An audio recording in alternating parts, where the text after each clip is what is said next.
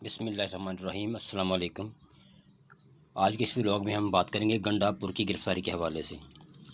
گنڈا پور کی گرفتاری کی خبر آنے کے بعد اگلے 3 گھنٹے کے دوران کیا ہوا، اسی پر بات کریں گے۔ نمبر 1، پوری تحریک انصاف بشمول اراکین اسمبلی، سوشل میڈیا ٹیم اور رضاکاران فوری طور پر موبلائز ہوئے اور پورے ملک سے رد عمل آنا شروع ہوا۔ نمبر 2، ISF KPK نے الٹیمیٹم جاری کر دیا کہ اگر کل تک ہمارا وزیر اعلیٰ گھر واپس نہ آیا تو ہم اسلام آباد کی طرف مارچ کریں گے اور خود سے اسے واپس لے کر آئیں گے۔ نمبر 3، KPK ایڈوکیٹ جنرل نے عدالت میں ریٹ دائر کرنے کا اعلان کر دیا۔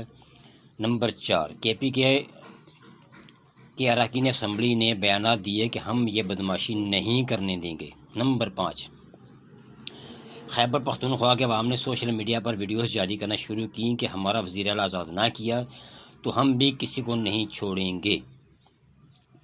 سوشل میڈیا کے تمام بڑے اکاؤنٹس مسلسل اس ایشو کو اجاگر کرتے رہے اور کمپنی کے سینے پر مونگ تلتے رہے۔ نمبر 7، بالآخر دباؤ اتنا بڑھ گیا کہ کمپنی کے ہاتھ پاؤں پھول گئے۔ گنڈا پور کے آگے ہاتھ جوڑ کر کہا کہ ہماری عزت رکھ لو اور باہر جا کر فوری طور پر کسی سے بات مت کرنا، اس کے بدلے ہم لاہور کے جلسے کا NOC دلوا دیں گے۔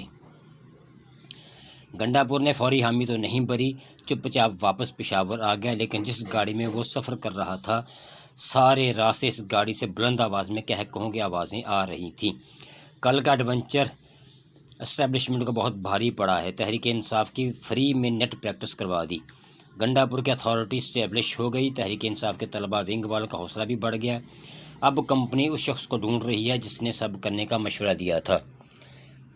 ملتے ہیں اگلے ولاگ میں۔ چینل کو سبسکرائب کرنا مت بھولیے گا۔ خدا حافظ۔